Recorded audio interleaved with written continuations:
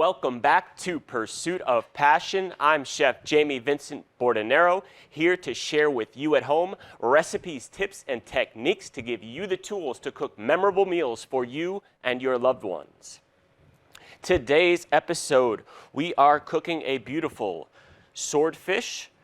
It will be olive oil poached, which will give it a silky, luxurious texture and maintain its moisture as well.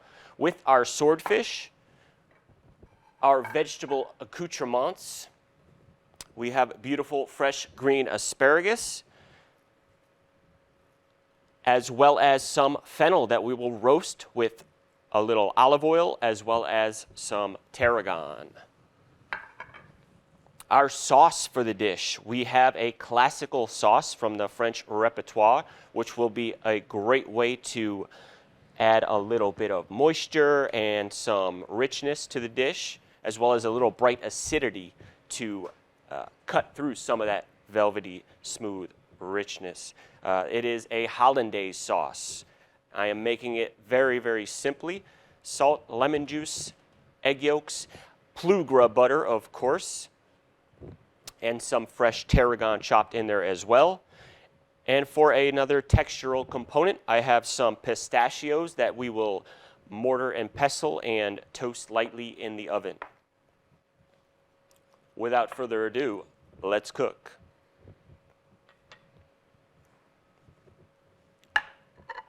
So I like to start out with the item that takes the longest amount of time to cook. In that case, since we are gently poaching our swordfish in the olive oil, I have over here, that's extra virgin olive oil. And we will season our fish with kosher salt on both sides.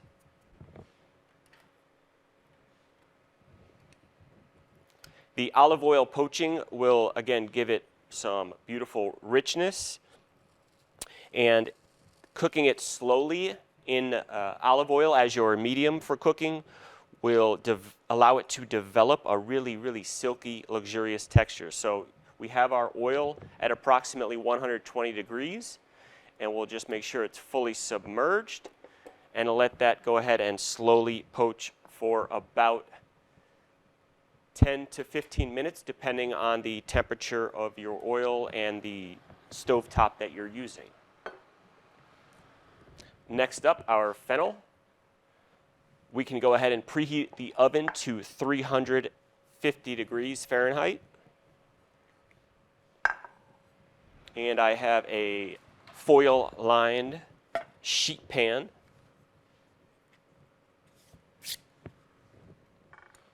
Fennel is not only really delicious and aromatic, but it's also great for your stomach, actually. It has great diuretic effects. So we're going to trim off the fronds on the top. These are great for vegetable stock, really adding some aroma and depth of flavor. Cut it straight down the middle, keeping your fingers securely around and away from the blade. Safety first, don't forget. And cut all the way down through, the tip hitting the board first. That'll help stabilize your cut right down the center. And I'm going to trim off some of this root end here, which would be texturally unpleasant.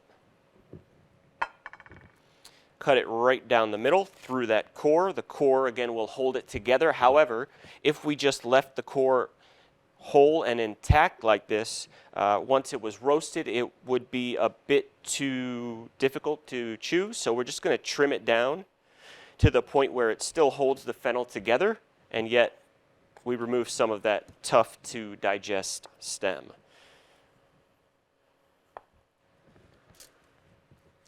Repeat the process with the other half of your fennel.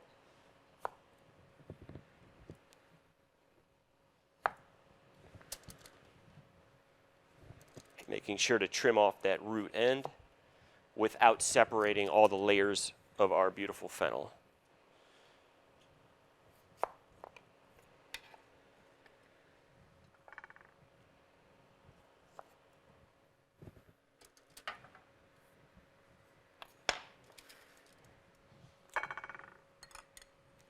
we'll just use a little bit of vegetable oil, some salt,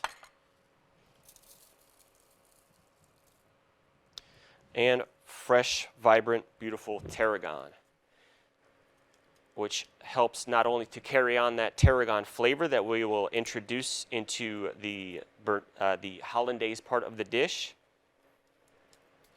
but it also adds vibrancy and freshness to our fennel. So we'll roast that for about 15 minutes. Again, it's going to depend on the strength and power of your oven at 350 degrees until it's nice and tender, but we don't want to develop too much caramelization because we want to highlight the aromatic quality of the fennel rather than intensify the sweetness. Next up are asparagus. So for the asparagus, you're going to want to get a pot of boiling salted water. I would say approximately 1 cup of kosher salt for every gallon of water. And to find out where you need to trim your your asparagus, you want to just simply snap it and allow it to tell you where the woody part of the stem ends. And then I like to line up my asparagus and just make one even slice right down through. And now you know that you have it at the appropriate length. Now, for thicker asparagus, it's generally standard practice to peel the bottom layer. However, with these pencil asparagus, it won't be too much of a textural adversary for you. Those get blanched for about 45 seconds until they are tender, and then immediately either serve or you can shock them in an ice water bath. Shocking them in the ice water bath will really help the chlorophyll to set, which will give it that vibrant and that really great green color that we all crave.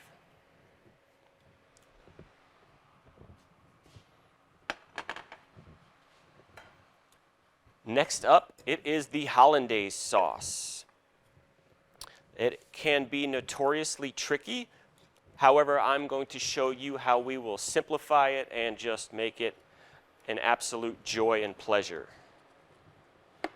I'm all about stress-free cooking, and that's what we're going to do. So I have here about 1 inch of water that I brought up to a simmer. The steam is what's going to help cook our egg yolks gently enough so that they don't curdle, and they will allow it to create a nice sabayon mixture that will incorporate the melted plugra butter.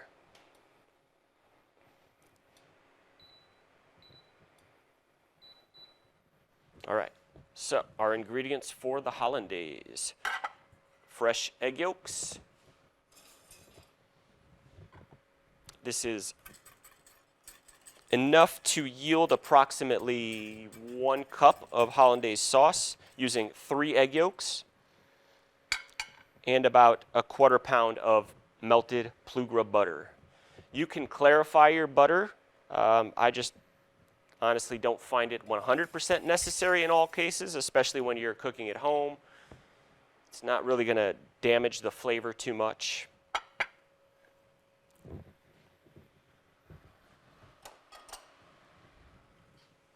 So you can start out your mixture by simply adding a little kosher salt, giving it a whisk, and before we start to heat it up, we'll get our other ingredients prepared so that we don't end up allowing our eggs to cook too far without being ready.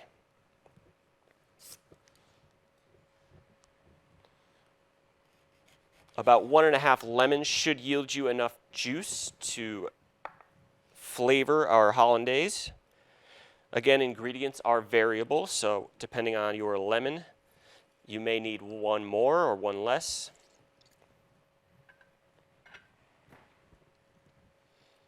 And I am squeezing it into a separate container rather than the actual egg yolk mixture because I want to avoid adding any seeds to our sauce. And it looks like we're going to have a total of about 2 tablespoons of lemon juice to our 3 egg yolks, which is perfect. I'm going to go ahead and fish out some of these seeds before we add it to our egg yolk mixture.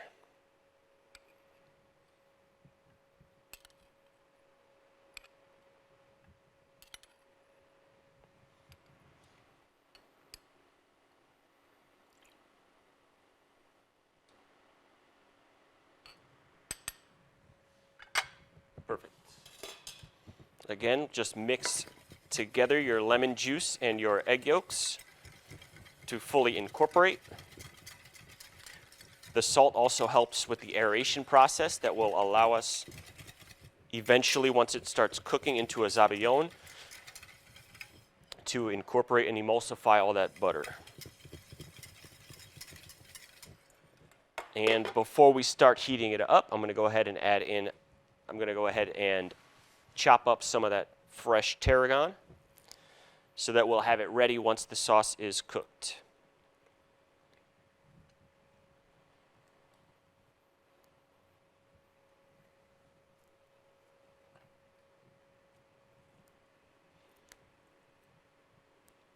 Not only is tarragon a fantastic way to add flavor to a classical hollandaise sauce, but it is a perfect accoutrement for seafood dishes.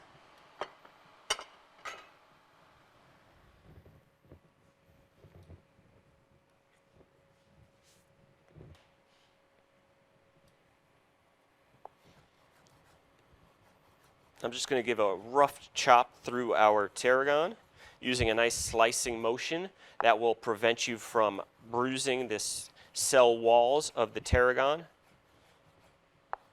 Keep it vibrant and fresh. Just rotate your pile of tarragon in order to get a thorough chop on the fresh herb. And we'll set that aside in a separate container for finishing the sauce.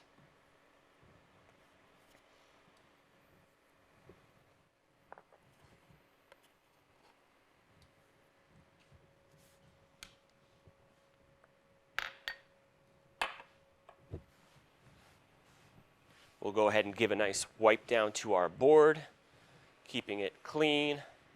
Taking a nice minimalist approach to your workstation will definitely alleviate any of the typical stressors of cooking.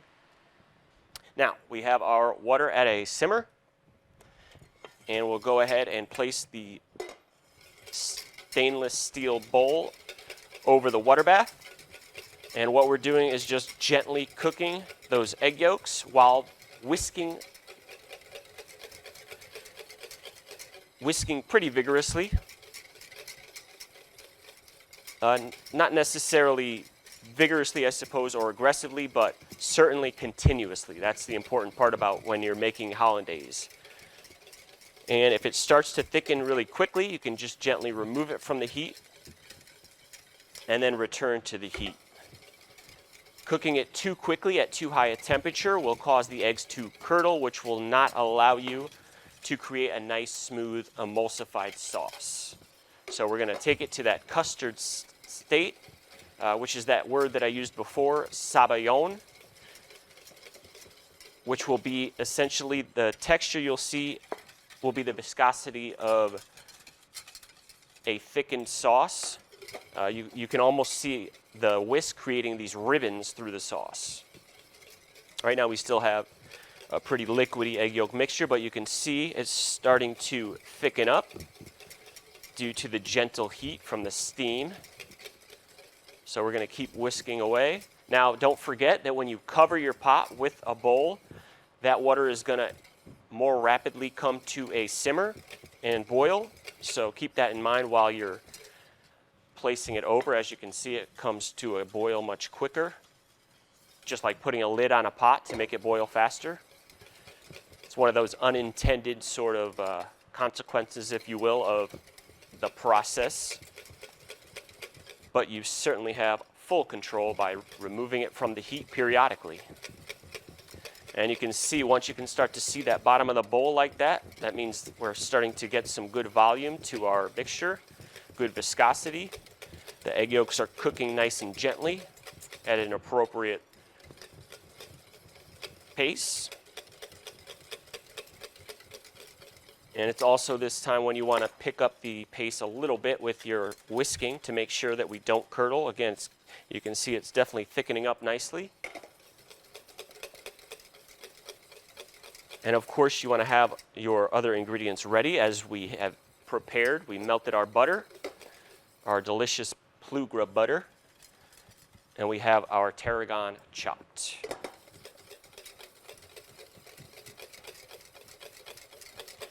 And you can see we're just about cooked with our egg yolks. We're going to keep whisking away.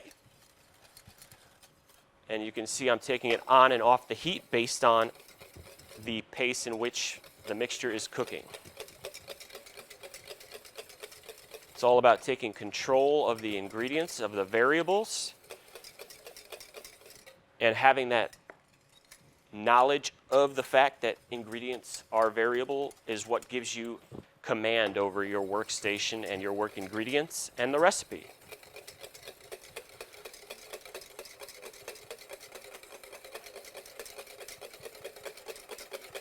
And it looks like we're just about there. The egg yolks are nicely cooked and you can see they're very smooth, which tells you that the mixture did not get overly heated and did not curdle on us, which is great. I'm just going to give it a couple more seconds to thoroughly cook through, and you can see that kind of ribbon texture I was talking about. And that should do it. We can remove the heat from our heat source. And I have a pretty good sturdy bowl here, so I'm not worried about it wobbling while I add in the butter. You can moisten a towel, a kitchen towel, and kind of wring it underneath your mixing bowl if you happen to have a wobbly bowl, but lucky for me, I've got this handy mixing bowl that I have acquired. So I'll add a little bit more salt. Now, keep in mind that when you're emulsifying the fat, the butter in this case, plugra butter, into your sauce, it's actually going to thicken it up and add volume. So if it's already super thick, feel free to just add a touch more water, hot water, to thin it out. Otherwise, we end up potentially breaking the sauce, which is when the emulsification separates because it just can't accept any more fat into the mixture. So we have a beautiful sabayon start, and we're just going to gently pour in a few drops at a time to start that emulsification process.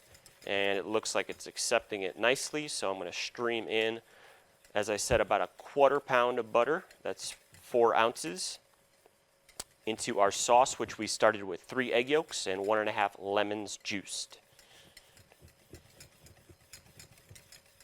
And it's creating a nice smooth mixture, adding that beautiful volume, that butter flavor.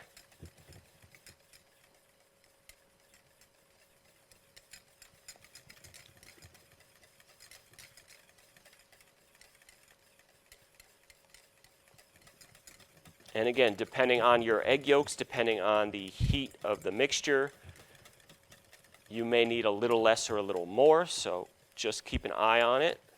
And now that we have a good consistency that's very thick, a little bit looser than mayonnaise, I would say, is a good way to judge your hollandaise sauce. We can go ahead and stop, add in our fresh tarragon, and just give it one last gentle whisk. We'll keep that in a warm spot above the oven so that it stays warm and does not congeal from getting too cold. And save that for saucing the plate.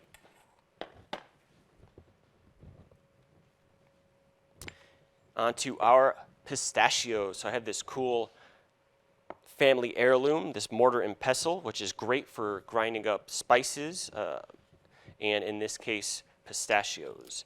This is going to add a lot of texture to our dish and delicious flavor as well. I'm just simply using the naturally abrasive sides of the perimeter of the mortar and pestle to crush our pistachios into a nice delicate crumb. And the pistachios have been toasted in the oven with a little bit of kosher salt for about 5 minutes. That's that 350-degree oven. Let them cool down before grinding them up, otherwise they may start to turn into almost a paste in your mortar and pestle. We don't want that. But once they're cool to room temperature, you can go ahead with this process here. You can certainly use a food processor as well to really quickly pulse the pistachios into a nice, even crumb mixture. And I like a little bit of coarseness to the pistachios for full textural bliss on the finished plate.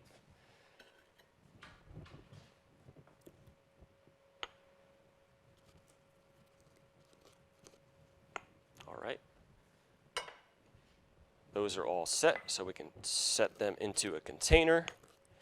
Get ready to garnish our finished plate.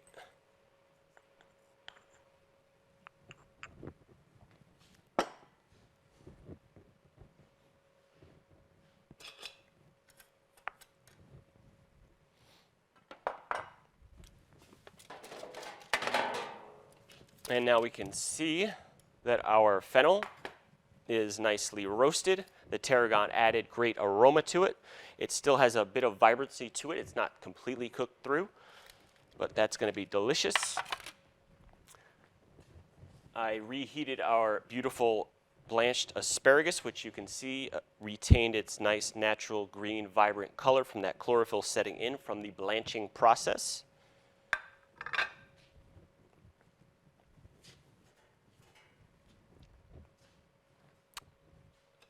And we will check in on our swordfish.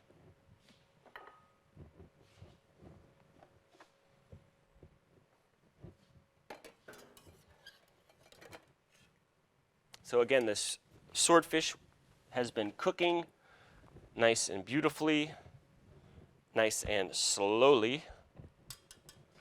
So we'll go ahead and get a sneak peek at that.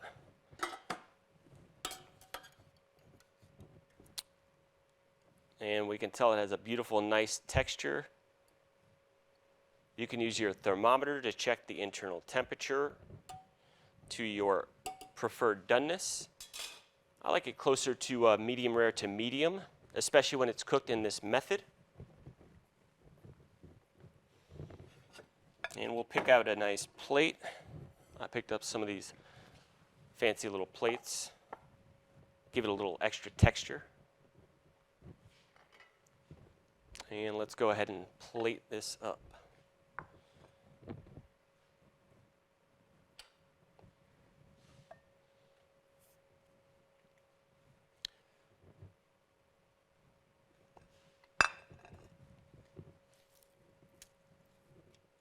This is a really great dish now that we're heading towards the springtime. Beautiful ingredients on display. We're keeping it relatively light to transition from the colder months. I like to prop up the vegetable accoutrements, really showcase the vibrancy and freshness.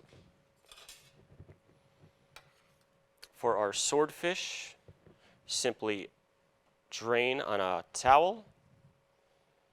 I'm going to add a little touch more salt to the top, just to thoroughly season. And back to our sauce, which is beautiful and ready to go. In order to elevate the presentation of the dish, I'm just going to kind of nappe the sauce over the top, creating a really nice blanket over our swordfish. It's a really delicious dish that has a lot of vibrant, fresh acidity from the lemon in the hollandaise sauce. Fresh vegetable flavor that's going to be phenomenal. And you can add a little more lemon to the top if you prefer. Otherwise, this is a wonderful dish to enjoy. I hope I've inspired you today to spring into the kitchen and put together some memorable meals for you and your loved ones. Thank you so much for joining me today. Thank you to Nutmeg TV for this platform. You can check out the episode on the Nutmeg TV app.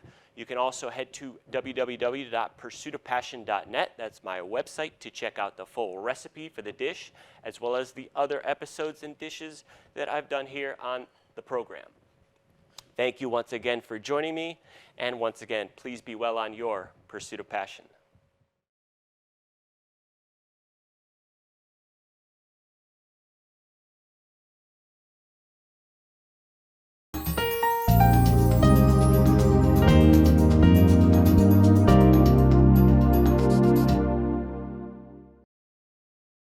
The Saybrook Fish House in Canton has been serving fresh seafood, chicken, and prime steaks for 40 years. Experience one of our 3 unique dining room settings, 2 with fireplaces, or relax in our cozy pub with a craft beer, wine by the glass, or specialty cocktail while enjoying a meal from our new lighter fare pub menu. Serving lunch and dinner Tuesday through Sunday. Reservations accepted for parties of 2 to 42. Gift cards always available. The Saybrook Fish House, nestled at the crossroads of routes 44, 202, and 179 in Canton.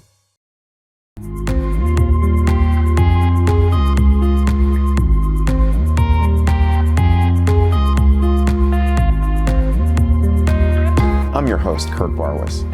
Today, I have a very special guest, Dr. Andrew Lin. Hello, and welcome to another episode of the Veterans Corner. My name's Chuck Wooden. Decision for ourselves for this week, if we want to be made well. Hi, welcome to the crack of dawn. It's Dawn Lombardi. I'm starting the painting.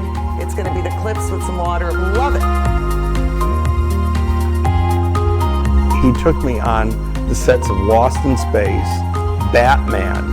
Everybody has a story. What's yours? Until next time.